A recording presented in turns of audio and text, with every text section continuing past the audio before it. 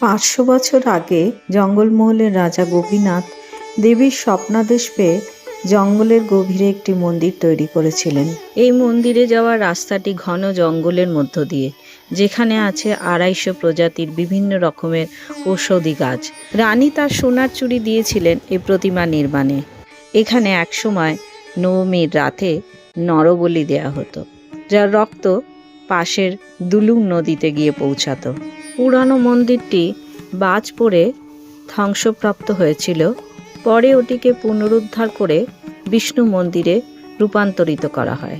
পাশেই নির্মাণ করা হয়েছে নূতন মন্দির, যেখানে কনক দুর্গা মা প্রতিষ্ঠিত আছেন।